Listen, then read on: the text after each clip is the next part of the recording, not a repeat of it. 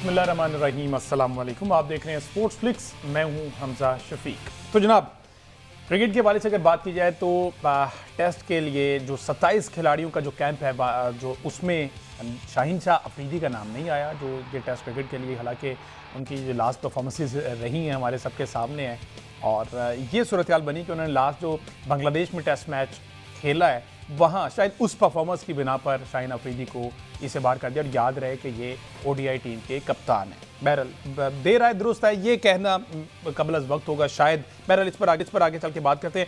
खुशी की खबर ये है कि मालदीव में गोल्डन जुबली इंटरनेशनल फुटबॉल का मेला, जो कि पाकिस्तान जो है अफगानिस्तान को शिकस्त देकर अब जो है फाइनल में पहुंच चुका है, और ये पहला टूर्नामेंट है इंटरनेशनल जहां पर Pakistan after a long time Pakistan जो है वो किसी भी इंटरनेशनल टूर्नामेंट के फाइनल में पहुंचने में कामयाब हुआ, और फाइनल मार्का भी अफगानिस्तान के साथ ही होगा। इस पर हम बात करेंगे। साथ साथ फीफा वर्ल्ड कप के आगाज़ में कुछ ही दिन बाकी रह गए हैं और तैयारियों का सिलसिला जारी है, वार्म अप मैचेस जारी हैं। ईरान और अमेरिका इस वक्त जो है मरकज़ निगाह बने हुए हैं। ईरानी टीम को अमेरिकन की जानिब से ये कहा गया है उनकी तरफ से कि आप अमेरिका में स्टे नहीं कर सकते, आप आएंगे, अपना मैच खेलेंगे और फौरी तौर पर वेरी नेक्स्ट मोमेंट आप फ्लाइट पकड़ेंगे और वापस मैक्सिको चले जाएंगे। तो ये सूरत है। सारी सूरत पर बात करते हैं। हमारे साथ मौजूद है अहमद सईद साहब। आगे चल के हमारे साथ शायद खोखर साहब मौजूद होंगे, जो कि COO हैं पाकिस्तान फुटबॉल फेडरेशन के। उनसे हम पाकिस्तान फुटबॉल के मामला पर बात करेंगे। अभी थोड़ी सी क्रिकेट पर बात करेंगे। अहमद सईद साहब, शाहीन अफरीदी को टेस्ट टीम के कैंप में मुंतखब नहीं किया गया, आप क्या समझते हैं? किया गया या उन्होंने कह दिया कि भाई अब मैं थोड़ा सा रेस्ट करना चाहता हूँ? यहाँ पे परफॉर्मेंस ही ऐसी है कि ये करना पड़ा। देखें, इस वक्त पाकिस्तान क्रिकेट के अंदर जो है वो बहुत कुछ चल रहा है। इसमें सबसे पहले तो खबर ये है कि जी सरफराज अहमद को भी हटाने का जो है फैसला कर लिया गया है, और अब यूनुस खान और मोहम्मद हफीज़ के नाम आ रहे हैं कि वो टेस्ट टीम को संभालेंगे। और यूनुस खान ज़ाहिर है कि एक ऐसा नाम है कि जो टेस्ट क्रिकेट की निटी-ग्रिटीज़ को समझते हैं, जिनका अपना जो क्लेम टू फेम है वो टेस्ट क्रिकेट है, और जब वो उस सर्किट के अंदर आएंगे तो फिर ज़ाहिर है कि वो उस किस्म के प्लेयर लेकर आएंगे जो टेस्ट क्रिकेट से रेलिवेंट हैं। अनफॉर्चुनेटली शाहीन अफरीदी जो है वो रेलिवेंट नहीं रहे हैं इस क्रिकेट के इस तर्ज के साथ, क्योंकि जो टेस्ट क्रिकेट होती है उसमें आपको जो फर्स्ट क्लास के सीज़न होते हैं वो खेलने होते हैं, आपको 4 डे क्रिकेट खेलनी होती है, और अगर आप ज़्यादा आपके पास टाइम है तो फिर आप जाकर काउंटी का सीज़न खेलते हैं, जैसे मोहम्मद अब्बास खेले, शान मसूद खेले। उससे पहले पाकिस्तान के जो भी क्रिकेटर होते थे जो रेड बॉल खेलते थे टेस्ट क्रिकेट रेगुलर, वो ये काम करते थे। शाहीन अफरीदी इनमें से कोई भी काम नहीं करते। शाहीन अफरीदी जो है वो चूँकि PSL खेलने के आदी हो गए हैं, T20 खेलने के आदी हो गए हैं, 4 ओवर कराने के आदी हो गए हैं, ज़्यादा से ज़्यादा 50 ओवर के 4 या 5 मैच वो खेलते हैं, और लिस्ट ए का भी जो हमारा डोमेस्टिक टूर्नामेंट होता है उसमें शाहीन अफरीदी हमें नज़र नहीं आते हैं। तो शाहीन अफरीदी जो है वो अनफॉर्चुनेटली अब रेलिवेंट नहीं रहे हैं रेड बॉल क्रिकेट से। पिछले अगर साल 1-1.5 की बात करूँ, जिसमें बहुत ज़्यादा तब्दीलियाँ भी आई पाकिस्तान क्रिकेट बोर्ड के अंदर, टेस्ट मैचेस भी हमें देखने को मिले, वर्ल्ड टेस्ट चैंपियनशिप का साइकिल जो है वो भी एक चल रहा है। उसमें सिर्फ एक ऐसा स्पेल हमें याद आता है जिसमें शाहीन अफरीदी ने 4 आउट किए थे साउथ अफ्रीका के अगेंस्ट, जब साउथ अफ्रीका की टीम पाकिस्तान के दौरे पर आई थी। उसके अलावा शाहीन अफरीदी का कोई ऐसा हमें मोमेंट नज़र नहीं आता। इतनी क्रिकेट खेलने के बाद आप 7-8 साल क्रिकेट खेल जाएं, पाकिस्तान के प्रीमियम फास्ट बॉलर भी आप बन जाएं, एक फॉर्मेट के आप कैप्टन ही बन जाएं, और फिर भी आपको 1 साल के अंदर कोई ऐसी परफॉर्मेंस नज़र ना आए किसी प्लेयर की, तो फिर जाहिर है कि ये क्वेश्चन मार्क तो है। और शाहीन अफरीदी को बिठाने का जो है वो रेड बॉल के कैंप से ड्रॉप करने का इसलिए भी ये बड़ी खबर है कि इससे शायद नए आने वाले टैलेंट को मौका मिलने का इम्कान पैदा हो जाए। दूसरी बात यह है कि शाहीन अफरीदी कभी भी माइक हसन की गुड बुक्स के अंदर नहीं रहे हैं। शाहीन अफरीदी जो है वो अभी ये मुझे लगता है कि ये आगाज़ होगा, इसके बाद जो अगला स्टेप होगा वो ये होगा कि शाहीन अफरीदी से वाइट बॉल क्रिकेट में जो वनडे कप्तानी वो करते हैं वो भी वापस ली जाएगी, और इनके जगह पर मुझे लगता है कि सलमान अली आगा पाकिस्तान की टीम को कैप्टन करेंगे ODI फॉर्मेट के अंदर भी। तो शाहीन अफरीदी के अनफॉर्चुनेटली जो दिन थे पाकिस्तान क्रिकेट के अंदर वो गिने जा चुके हैं, लेकिन मैं ये समझता हूँ कि इसमें कसूरवार वो खुद ही हैं, क्योंकि उन्होंने वक्त के साथ अपने आप को बिल्कुल इंप्रूव नहीं किया है। और सबसे बड़ा मसला जो पैदा हुआ वो ये हुआ कि इंजरी के बाद जो रिकवरी का फेज था उसको उन्होंने मुकम्मल नहीं किया, और सिर्फ इस खौफ से, इस डर से कि कहीं वो रिप्लेस ना हो जाए, कोई और लड़का उनको टीम से रिप्लेस ना कर ले, उन्होंने हाफ फिट पाकिस्तान क्रिकेट की नुमाइंदगी शुरू की, जिससे पाकिस्तान की जो नए बॉल खाल परफॉर्मेंसेस थी वो भी डिस्टर्ब हुई, और पाकिस्तान को इवेंट्स ICC के बड़े इवेंट्स के अंदर भी उसका नुकसान उठाना पड़ा। और अब मुझे लगता है कि ऐसी सूरत हाल पैदा हो रही है कि शाहीन अफरीदी को ड्रॉप करने के बाद शायद एक और सीनियर फास्ट बॉलर भी हमें सुनने को मिले कि वो ड्रॉप हो गया टीम से, उसकी जगह पर नए बॉलर लेकर आए, उनको तैयार किया जाए। हो सकता है कि 2027 के वर्ल्ड कप में शाहीन अफरीदी पाकिस्तान टीम के कप्तान ना हो।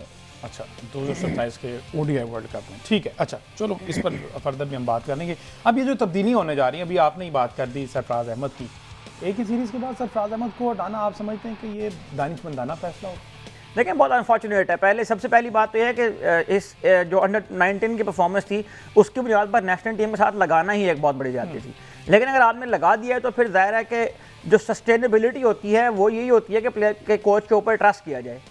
सुनने में ये आया है कि इस सीरीज़ के बाद मतलब जो ड्रेसिंग रूम से खबरें हमारे ज़राए के ज़रिए हम तक पहुंची हैं वो ये है कि सरफराज अहमद ने बहुत ज़्यादा गुस्से का इज़हार किया है सीनियर प्लेयर्स के सामने, और उन्होंने ये कहा है कि आप लोग पाकिस्तान के नहीं खेल रहे हैं, आप लोग अपने इंडिविजुअल रिकॉर्ड्स के लिए खेल रहे हैं, आप लोग अपने 40-50 रन करके अपनी जगह जो है वो टीम में पक्की करने के चक्कर में खेल रहे हैं, लेकिन पाकिस्तान को यहाँ पर कोई भी सर्व नहीं कर रहा। उसके बाद ड्रेसिंग रूम के अंदर से जो है वो पहली खबर ये सुनने में आई कि जो कप्तान शान मसूद हैं उनको हटाया जा रहा है, उनके जगह पर नए कोच को नए कप्तान को भी लाया जाएगा, और नए कप्तान के लिए जो फेवरेट नाम है वो बाबर आजम इस वक्त जो है वो कप्तान के तौर पर सामने आ सकते हैं।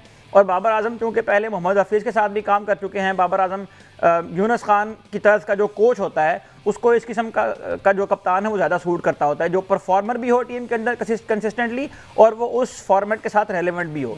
तो बाबर आजम की ये दोनों बॉक्सेस जो है वो हमें टिक हुए हुए नज़र आते हैं। और शान मसूद की जो कारकर्दगी थी बतौर कप्तान वो तो ख़राब थी ही, लेकिन जो उनकी अपनी कारकर्दगी बतौर बैटर भी थी वो भी कोई बहुत ज़्यादा हौसला अफजा नहीं थी। तो शान मसूद के जो इख्तलाफात हुए सरफराज अहमद के साथ और ड्रेसिंग रूम से इस तरह की जो खबरें आना शुरू हुई तो उसके बाद पीसीबी ने एक्शन किया। मैं समझता हूँ कि ये अच्छी बात नहीं है, कोई बहुत अच्छा प्रेसिडेंट सेट नहीं होगा, लेकिन पाकिस्तान क्रिकेट का माजी ये बताता है कि यहाँ पर शाहीन अफरीदी को लाया गया एक T20 सीरीज़ के लिए, फिर उनको हटा दिया गया, फिर 6 महीने के लिए बाबर आजम आया, फिर दोबारा कप्तान तब्दील हुआ। तो जो हमें पिछले 2-3 असल बात यह है कि जो मेन कल्प्रिट्स हैं उनके ऊपर ना कभी बात की जाती है और ना उनमें से कभी कोई सैक होता है। आकिब जावेद साहब क्यों सैक नहीं होते पाकिस्तान क्रिकेट से? आकिब जावेद साहब को क्यों नहीं हटाया जाता 3-4 सालों से?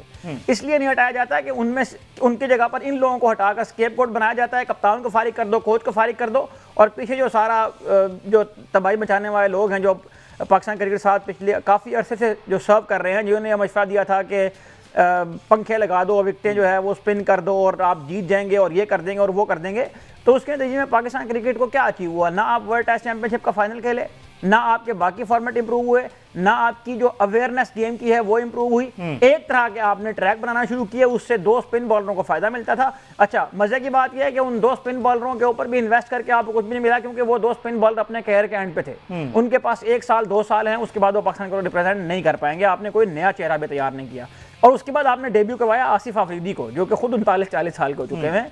तो यहाँ पर जिस किस्म की सूरत हाल बनी हुई है, मुझे लगता है कि ये उस वक्त तक तब्दील नहीं होगी जब तक इन 3-4 लोगों को सैक नहीं किया जाता, जिनमें सबसे पहला नाम आकिब जावेद का है, जिनको पाकिस्तान क्रिकेट से फौरी फारिग होना चाहिए। उसके बाद जो सेलेक्टर हैं, असद शफीक हैं पाकिस्तानी टीम के सेलेक्टर, इससे पहले सरफराज अहमद उसका हिस्सा है।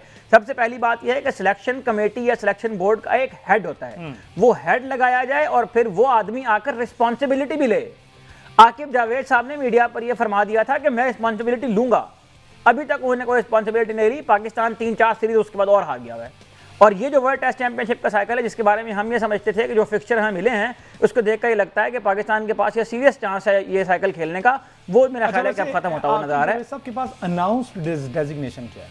आकिब जावेद साहब के पास हर वो डेजिग्नेशन है जो एक ज़माने में वहाब रियाज साहब के पास थी। अच्छा। तो उनको जो है रोजाना को नहीं है। इस वक्त वो सिलेक्शन बोर्ड का हिस्सा हैं और वो पाकिस्तान क्रिकेट टीम के हेड कोच भी रह चुके हैं, और अब जो भी डिसीजन मेकिंग सारी हो रही है इस वक्त, अब चूंकि हेड तो कोई है नहीं इस पूरे सिलसिले में, तो आकिब जावेद साहब चूंकि सीनियर आदमी हैं, वो अपनी अथॉरिटी का इस्तेमाल करना जानते हैं, और वो इन लूप होल्स को एक्सप्लॉइट कर रहे हैं कि चूंकि किसी के पास कोई इख्तियार नहीं है, कोई जो ऐसा नॉमिनेटेड किस्म का आदमी नहीं है कि जो हेड हो, तो फिर ये 3-4 लोगों के दरमियान डिसीजन मेकिंग रहती है। और आकिब जावेद साहब को ये अजबी होता है कि वो चूंकि क्रिकेट खेले हुए हैं, तो वो ये कहते हैं कि मैं तो क्रिकेट खेला हूँ चूंकि, तो मुझे ज़्यादा पता है इन बातों का, तो वो फिर आकर डिसीजन ले लेते हैं, लेकिन ऐसा ज़्यादा देर तक चलने वाला है नहीं। और मोहसिन नकवी साहब खुद चूंकि क्रिकेट से वाबस्ता नहीं रहे हैं, तो इसलिए शायद जो क्रिकेटिंग डिसीजंस हैं वो लेने की कैपेबिलिटी उनके अंदर नहीं है। जो डिसीजन वो ले सकते थे उनमें उन्हें बहुत शानदार कारकर्दगी का मुजाहरा किया, जो ऑफ फील्ड डिसीजन थे, लेकिन जो ऑन फील्ड डिसीजन है वो इन लोगों ने लेने हैं। तो इनमें से मुझे लगता है कि असद शफीक को आके जवाब देना चाहिए, जो टेस्ट क्रिकेट में हालत है पाकिस्तान की, आकिब जावेद को आकर रिस्पॉन्सिबिलिटी लेनी चाहिए, और सब रिस्पॉन्सिबिलिटी लेने का मतलब ये है कि आप 3 साल में कुछ भी अचीव नहीं कर पा रहे हैं, तो आपको इज्जत से फारिग हो जाना चाहिए। बिल्कुल ठीक है जी। एक ब्रेक लेते हैं, ब्रेक से वापस आते हैं तो फिर बात करते हैं। मोहम्मद को डायरेक्ट इंटरनेशनल लगाने की बात की जा रही है, प्लस कप्तान साबिक कप्तान यूनुस खान जो है वो कोच बनने जा रहे हैं, हेड कोच और सिलेक्शन कमेटी का हिस्सा बनने जा रहे हैं। इससे पाकिस्तान क्रिकेट का कितना फ़ायदा होगा, क्या उनको काम करने दिया जाएगा, इस पर हम बात करेंगे ब्रेक के बाद। वेलकम बैक जी। बात हो रही है पाकिस्तान क्रिकेट के हवाले से और जिसमें कुछ तब्दीलियां की जा रही। कप्तान रेड बॉल में तब्दील किया जा रहा है, कोच तब्दील किया जा रहा है, नए लोग शामिल किए जा रहे हैं। सूरत हाल ये है कि साबिक कप्तान यूनुस खान को पाकिस्तान टेस्ट टीम का हेड कोच और सिलेक्शन कमेटी का हिस्सा बनाया जा रहा है। ठीक है जी। अहमद सईद साहब, यूनुस खान की इंक्लूजन से सवाल वही है कि क्या पाकिस्तान क्रिकेट की बेहतरी हो सकती है, क्योंकि इससे पहले भी यूनुस खान जो है वो बतौर हेड कोच जिम्मेदारियां सरंजाम दे चुके हैं पाकिस्तान के लिए।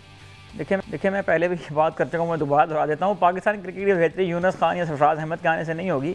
पाकिस्तान क्रिकेट की बेहतरी आपके डोमेस्टिक सर्किट के ठीक होने से होगी। अच्छा। पाकिस्तान क्रिकेट की बेहतरी होगी जब हमारे रेड बॉल के क्रिकेटर इस बात को ये मतलब बात जब ये जहमत करेंगे कि वहाँ जाकर डोमेस्टिक सीजन खेलें। पाकिस्तान क्रिकेट की बेहतरी होगी जब तक पाकिस्तान की पाथ फेज के अंदर क्रिकेट बेहतर नहीं होती। आप जब तक मर्द का इलाज उसकी बुनियाद से नहीं करेंगे, उस वक्त तक आप ऊपर ऊपर जितनी कॉस्मेटिक तब्दीलियां करते रहें, मर्द अपनी जगह पर बरकरार रहेगा। अच्छा। तो यूनुस खान अगर इस वक्त आ भी जाते हैं, पाकिस्तान की बहुत बड़े लेजेंड हैं, बहुत बड़ा नाम है टेस्ट क्रिकेट से रेलेवेंट, जो पाकिस्तान में चंद बड़े नाम हैं उनमें से एक यूनुस खान है, इसमें कोई शक नहीं है। लेकिन यूनुस खान ने ज़ाहिर है काम तो इन्हीं प्लेयर साथ करना है ना। यूनुस खान अगर आए और वो एक प्लेयर को कहें कि तुमने सीजन डोमेस्टिक का खेलना है, उसके बाद तुमने जो है मुझे आकर रिपोर्ट देनी है, तो कौन सा ऐसा प्लेयर जो उनकी बात को मानेगा? कौन सा ऐसा प्लेयर जो उनकी बात को बॉदर करेगा? क्योंकि वो करोड़ों रुपए तो पहले ही कमा रहे हैं। तो पीसीबी को कोच को लाने के साथ साथ कोई इस किस्म का सेटअप लाना चाहिए कि जिसमें टेस्ट क्रिकेट के जो खेलने वाले प्लेयर हैं उनको इंसेंटिवाइज भी इस तरह से किया जाए कि वो जो उनका प्लान है वो कोचिंग को सपोर्ट करे। और जो आपकी पाथवेज के अंदर मसाइल हैं, जो आपके डोमेस्टिक क्रिकेट के अंदर मसाइल हैं, उनको जब तक आप हल नहीं करेंगे, उस वक्त तक जितने मर्जी कोच ले हैं, जितने मर्जी कप्तान तब्दील कर लें, पाकिस्तान क्रिकेट तब्दील नहीं होने वाली है। इरफान ज़हीर भाई, अस्सलाम वालेकुम। इरफान भाई, आवाज़ आ रही है आपको? अच्छा चलें, टीम चेक कीजिएगा जो मसला आ रहा है। अच्छा अहमद सईद साहब, साथ ही मोहम्मद हफीज़ को जो पीसीबी का डायरेक्टर क्रिकेट इंटरनेशनल की जिम्मेदारी दिए जाने का इम्कान है, इनका क्या रोल होगा वैसे? और ये कोई डायरेक्ट लिंक होगा कोई इसका सिलेक्शन कमेटी से भी? अच्छा, आपने अगर प्रेडिक्शन लेंगे तो मैं आपको पहले बताया था, इनका वही रोल होगा जो इन्होंने पहले किया था। 3 महीने पाकिस्तान के साथ में निकाले थे। इस दौरान पाकिस्तान ने एक टूर किया था ऑस्ट्रेलिया का, और उस ऑस्ट्रेलिया के टूर के बाद मैं ये समझता हूँ कि जो हमारी टेस्ट क्रिकेट की जो तबाही हुई है पिछले चंद सालों में, उसका आगाज़ वहाँ से हुआ था जब इन्होंने आकर ये बात की थी कि हमारे प्लेयर्स को स्ट्राइक रेट के ऊपर फोकस करना चाहिए टेस्ट क्रिकेट में। टेस्ट क्रिकेट में स्ट्राइक रेट जो था, बल्कि इससे पहले अगर आप जाएँ तो ओडीआई क्रिकेट के अंदर भी जो प्लेयर्स के स्टैट्स गिनवाए जाते थे, सबसे ज़्यादा इररेलेवेंट जो बात होती थी ना, वो ये होती थी कि स्ट्राइक रेट क्या होगा। तो इन्होंने चूंकि मॉडर्न डे क्रिकेट और इंटेंट और इस किस्म के अल्फाज सुने और उन्होंने आकर इसको अप्लाई करने की कोशिश की टेस्ट क्रिकेट के अंदर। उसके बाद से आप देखें, पाकिस्तान न सिर्फ ये कि वहाँ पर क्लीन स्वीप हुआ, बल्कि पाकिस्तान 3-3 दिन में टेस्ट मैच हारा, और हमने उस टीम से इमामुल हक जैसे इस्टेब्लिश बैट्समैन को बाहर निकाल दिया। अगर हम अपने अवेलेबल रिसोर्सेज देखें पाकिस्तान में, तो मेरा यह ख्याल है कि टेस्ट क्रिकेट में उस वक्त इमामुल हक से बेहतर ओपनिंग बैट्समैन आपके पास नहीं था। तो उसके बाद 3 महीने वो पाकिस्तान के टीम के साथ रहे। उन 3 महीने की उनकी प्रेस कॉन्फ्रेंस निकाल के देखें, उनकी प्रेस कॉन्फ्रेंसेज ऑलमोस्ट वही थे जो पाकिस्तान में आने के क्रिकेट बोर्ड में आने के बाद आकिब जावेद साहब की प्रेस कॉन्फ्रेंसें होती हैं। तरह तरह के फजूलियात, तरह तरह की लायानी बातें ये लोग करते थे मीडिया के ऊपर आके, और टेस्ट क्रिकेट को उन्होंने वहाँ पर लाकर छोड़ दिया कि जहाँ से वापसी का हमें कोई रास्ता नज़र नहीं आता है। तो मोहम्मद हफीज़, मैं अगेन वही बात करूँगा, मोहम्मद हफीज़ हो, यूनुस खान हो, मिसबाहुल हक हो, सरफराज अहमद हो, ये सारे बहुत बड़े नाम हैं, इनकी पाकिस्तान के लिए खिदमत हैं। लेकिन आप जब तक मर्द को उसकी बुनियाद से दुरुस्त नहीं करेंगे, उस वक्त तक ये काम ठीक नहीं होने वाला है। हो गया कि सारे मर्ज का जो है वो एक ही बंदा जिम्मेदार है, और वो आकिब जावेद है। इसके अलावा और कोई पाकिस्तान क्रिकेट बोर्ड में और भी बहुत सारे लोग हैं। देखें, पिछले 2-3 सालों में जितनी अथॉरिटी आकिब जावेद साहब ने एंजॉय की है पाकिस्तान क्रिकेट बोर्ड के अंदर, मेरा ख्याल है किसी ने भी नहीं की है। दूसरी बात ये होती है कि जो क्रिकेटिंग डिसीजंस होते हैं, उन क्रिकेटिंग डिसीजंस की जो डिटेलिंग होती है, उनको जो निटी-ग्रिटी होती है, वो वही आदमी समझ सकता है इसने क्रिकेट खेली हो। आकिब जावेद साहब और पीसीबी के अराउंड जितने भी लोग, जितने भी डिसीजन मेकर हैं, जो 3-4 बड़े नाम हैं पीसीबी की ब्यूरोक्रेसी के अंदर, उनमें से कोई भी क्रिकेट नहीं खेला हुआ। वो सारे एडमिनिस्ट्रेटर्स हैं जो एडमिनिस्ट्रेशन से रिलेटेड डिसीजन ले लेते हैं। लेकिन जब क्रिकेटिंग डिसीजंस की बात आती है तो फिर बात उन्होंने ज़ाहिर एडवाइस लेनी है आकिब जावेद से, और उनके साथ जो लोग काम कर रहे हैं। सर शफीक का भी मैंने इससे पहले नाम लिए, 2 नाम मैं इसलिए बार बार ले रहा हूँ क्योंकि रिसेंट पास के अंदर अगर हम देखें तो डिसीजन मेकिंग के अंदर इनकी बहुत ज़्यादा इन्फ्लुएंस हमें नज़र आता है। न सिर्फ ये नज़र आता है, बल्कि वो खुद आगे इसका एक इकरार भी करते हैं कि हमने इसके अंदर जो है रोल प्ले किया है, और लेकिन जब रिस्पॉन्सिबिलिटी लेने की बात आती है, जब जिम्मेदारी लेने की बात आती है, जब अकाउंटेबिलिटी की बात आती है, तो अकाउंटेबिलिटी कोच की होती है, अकाउंटेबिलिटी कप्तान की होती है, लेकिन अकाउंटेबिलिटी उन लोगों की नहीं होती है जो उन पोस्टों के ऊपर बैठकर अथॉरिटी इंजॉय कर रहे हैं, डिसीजन मेकिंग इंजॉय कर रहे हैं। तो मेरा यह ख्याल है कि जब तक आप उन लोगों को अकाउंटेबल नहीं करार देंगे, जीवन देखें, एक आदमी ने टीम बनाकर भेजी है ना, उस टीम के साथ उसने कोच भेजा, कप्तान भेजा, तो जो आदमी टीम बनाकर भेज रहा है उससे तो पूछो भाई कि तुमने ये टीम कैसे बनाई थी, तुमने इस टीम के अंदर पीएसएल की बुनियाद पर परफॉर्म करने वाले प्लेयर कैसे शामिल किए, तुमने ओडीआई की टीम बनाने के लिए टी20 के परफॉर्मेंस को क्यों शामिल किया, और अगर तुमने उनको शामिल कर लिया तो फिर तुमने क्या रोड मैप दिया, क्या प्लान दिया कि हम नए प्लेयर्स को जब टीम में इंडक्ट कर रहे हैं तो हमारे पास क्या प्लान होगा अगले 6-8 महीने का। ऐसा कोई प्लान हमें नजर नहीं आता है। तो फिर पाकिस्तान क्रिकेट बोर्ड में जब तब्दीलियों की बात होती है तो फिर कप्तान बदलता है, फिर कोच बदलता है, लेकिन वो लोग अपनी जगह पर मौजूद रहते हैं जो ये डिसीजंस ले रहे हैं। ठीक है, तो हम तो खुदारा पाकिस्तान क्रिकेट को अगर आपने बचाना है तो मैं मतलब मुझे ये बात कहने में कोई आर नहीं है कि आपको आकिब जावेद से जान छुड़वानी होगी। बिल्कुल ठीक है। इरफान भी अस्सलाम वालेकुम जी। इरफान साहब, सर ये जो बात हो रही है कि साबिक कप्तान यूनुस खान को लेंगे, हफीज़ को लेंगे, सरफराज को हटा देंगे, शान मसूद को हटा देंगे, इस तरह की तब्दीलियां करने का कोई फ़ायदा होगा? अहमद सईद कह रहे हैं जब तक वो फ़र्द वाहिद यानी कि आकिब जावेद साहब विराजमान उस ओहदे पर, नीचे कोई भी तब्दीली करते रहें वो उसका कोई फ़ायदा नहीं होगा। देखें, ये भी एक डिबेटेबल बात है, वो बात तो कर रहे हैं, लेकिन मेरा उसमें मानना ये है कि वो तो खुद कोच कह रहा है। दूसरी तरफ अगर देखा जाए कि 20 या 25 ये सिलेक्ट करते हैं, 15 मैं सिलेक्ट करता हूँ, तो 20-25 तो पूरा पाकिस्तान बना देगा, 15 सिलेक्शन ही सब कुछ मैटर करती है। वो तो कोच आपका आज प्रेस कॉन्फ्रेंस में कह रहा है और हमें मालूम है कि कोच सिलेक्ट करता है। हाँ, आकिब जावेद के ऊपर जो ब्लेम हमें डालना चाहिए वो ये है कि आपने डोमेस्टिक का 3 डे क्यों नहीं कराया, आपने जो अंडर 19 का 2 साल से, क्योंकि पहले खुरम खान नियाजी भी थे, ये क्यों नहीं हुआ? अब अगर रिवाइव करने की बात करें तो उस पर क्या इकदाम किए गए हैं? क्या कैंपों से टीम बनती है? क्या कोई इसका प्रेसिडेंट है कि कैंप बार बार कैंप लगाने से कुछ हासिल होगा, कभी किसी टीम को होगा? इससे बेहतर नहीं था कि आपको 2-3 टीमें बना के कोई टूर्नामेंट करा देते, कुछ मैचेस कंडक्ट करवा देते? इन पे मेरा ख्याल है ज्यादा बात करने की जरूरत है। रिस्पॉन्सिबिलिटी की जो बात करते हैं ना, रिस्पॉन्सिबल देखे काफी लोग हैं। अभी तो जो शो आपका रन हो रहा है, असद शफीक का भी नाम ले रहे थे अहमद भाई, असद शफीक तो मेरा ख्याल है उसकी कहीं कोई से नहीं है, वो 2 लोग ही हैं इसमें। तो किसी को कोई माने ना माने, जितनी मर्जी डिबेट कर ले, एक आपके जावेद साहब है, दूसरा माइक हैसन है। कि जितना भी शो आप देख रहे हैं और जितनी भी चीजें आपको नजर आ रही हैं, अब सरफराज को जैसे एक सीरीज के लिए बनाया गया, कोच बनाया गया, अभी ये भी नहीं बताया गया कि क्या वो एक सीरीज के लिए है, इंटरम बेसिस पे है या परमानेंट है। अब उनके रिमूवल की बात हो रही है, फिर कभी कहते हैं जी यूनुस खान आ जाएगा। अब इतनी एम्बिगुअस सिचुएशन पे रखा किसने है? इन्हीं 2 बंदों ने रखा ना, खास तौर पे आकिब जावेद साहब ने। तो पॉइंट ये है कि आकिब जावेद साहब के ऊपर जो ऑनर सबसे ज्यादा है, क्योंकि देखिए पहले वो एज ए कोच आए, उनसे जब डिलीवर नहीं हुआ तो उन्होंने कहा कि मैं तो आए किसी और काम के लिए था और मेरी जो जॉब है वो आपकी डोमेस्टिक को ठीक करना है, वो आपका इंफ्रास्ट्रक्चर बनाना है, एकेडमीज को रन करना है। अब जब उस तरफ हम आते हैं और देखते हैं तो हमें नजर आता है कि उसके अंदर भी काम जिस तरह होना चाहिए था वो स्पीड से नहीं हो रहा। जैसे कि आपने क्लब, जो आपको याद होगा एलसीसी ग्राउंड के अंदर काफी क्लब्स थे, वो क्लब सारे के सारे शिफ्ट ओवर कर दिए गए। क्या उनको कहीं दोबारा से रीएक्टिवेट किया गया? हमें नजर आता नहीं किया गया। दूसरा पार्ट ये था कि आपके जो डोमेस्टिक का जो स्ट्रक्चर है अभी भी आपको एग्जैक्टली नहीं मालूम। लास्ट टाइम पाकिस्तान कप हुआ, वो खत्म हो गया, अब आपके डिपार्टमेंट को रिवाइव करने की बात की जा रही है, बट उसकी कोई एग्जैक्ट रोड मैप आपको नजर नहीं आता। मेरे लिए सबसे क्रूशियल जो पाथवे है क्रिकेट का वो अंडर 19 है। अंडर 19 से लेके जो बच्चा खेल के खत्म होती है उसकी एज, ये कहा तो जरूर गया था, चेयरमैन साहब ने भी कहा था कि वो लड़के अकेडमी में रहेंगे, वो पार्ट होंगे। अभी भी जो कैंप के अंदर लड़के आए हैं, अब टेस्ट के अंदर देखें तो आसिफ अफरीदी जिसने साउथ अफ्रीका के खिलाफ डेब्यू किया, 5 आउट किए, वो कैंप में नहीं है। अभी 2-3 दिन पहले जब हमारे कोच ने प्रेस कॉन्फ्रेंस की, उससे क्वेश्चन किया गया कि ऑलराउंडर आप किस तरह देखते हैं, उन्होंने अब्बास अफरीदी का पूछा गया, उसने कहा जी वो बॉलिंग पे थोड़ा काम करने का उनको बोला गया है, वो हमारे प्लान में है, वो आपको नजर नहीं आ रहे। फिर इसी तरह फहीम अशरफ उधर खेल रहे हैं, वो नहीं है, हसन अली नहीं है, तो प्लान में है क्या? रेड बॉल के अंदर आपको मैं देख रहा था शहीन का नाम नहीं है। तो कई चीजों के अंदर हम as a journalist, as a anchor, या आप जैसे आप रन कर रहे हैं शो को, या दुनिया जो हमने फील्ड से जुड़े हुए लोग हैं, ये क्वेश्चन आते हैं माइंड में, क्या बेहतर ना हो कि अगर आपके माइंड के अंदर कोई प्लान है, कोई ऐसी चीज आप सोची हुई है आपने, तो आप एक प्रेस कॉन्फ्रेंस कर दें, ना प्रेस कॉन्फ्रेंस करें।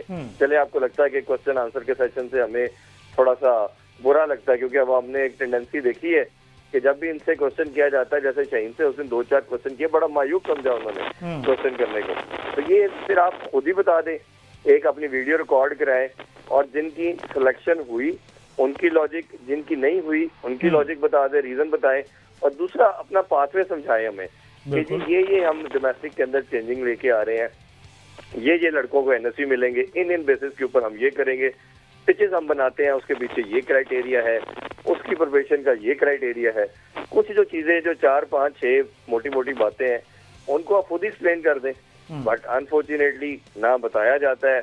अब सबसे बड़ा गिला तो ये है ना कि आप सिलेक्शन का पूछेंगे किससे, आपकी तो 5 सिलेक्टर है, चीफ सिलेक्टर ही कोई नहीं, और जब कोई टीम हारती है, और अभी जब हम बात करें आपस में, पीसीबी की तरफ से रिलीज जारी होगी जिसमें 2025-26 के सीजन का सब बताया गया है, और उसको बहुत हाईलाइट करके बताया गया है। जिम्बाब्वे से हम जीते हैं, साउथ अफ्रीका की सी टीम से हम जीते हैं, उनको हाईलाइट किया जा रहा है। आपने आईसीसी इवेंट्स के अंदर अचीव क्या किया, आपने पाकिस्तान से या टेस्ट के अंदर क्या अचीव किया, तो आपको जवाब मिलेगा 0। ना आपने कोई आईसीसी इवेंट के अंदर कोई कामयाबी हासिल कर पा रहे हैं, ना टेस्ट की होम या वे जाके कुछ जीत रहे हैं। तो ये तो आप किसी पुलिस पैराडाइज में रहते हैं और लोगों को घुमा के आप मुख्तलिफ चीजें दिखा के, डोमेस्टिक के स्टैट्स हमारा कोच बार बार दिखाता है कि जी 73% पे मैं विक्ट्री को लेके आऊँ, तो खुदारा ये तो बांग्लादेश भी अपने घर में जीता रहा है कितने साल। तो पॉइंट ये है कि आपकी डायरेक्शन क्या है, आपने आगे कैसे बढ़ना है, ये सारी चीजें हैं जिससे हमें इनसे आंसर लेना चाहिए। बिल्कुल आंसर लेना चाहिए, लेकिन अनफॉर्चुनेटली कोई जवाब देने को तैयार नहीं, और यही हमारा अलमिया, कोई भी जिम्मेदारी नहीं लेता, जवाब देनी अपने आप को ठहराता, और यही वजह है कि इस वक्त पाकिस्तान क्रिकेट जो है वो तबाही के दहाने पर खड़ी हुई, और अगर इस पर मज़ीद इसी तरह के लोग मुसलत रहे तो इसका हाल भी अनफॉर्चुनेटली पाकिस्तान के कौमी खेल जैसा हो सकता है, यानी कि हॉकी जा सकता है। अल्लाह ताला खैर करे, अल्लाह करे खेल और खिलाड़ी जो है तरक्की करते रहें। मुझे दी इजाज़त, अल्लाह हाफ़िज़।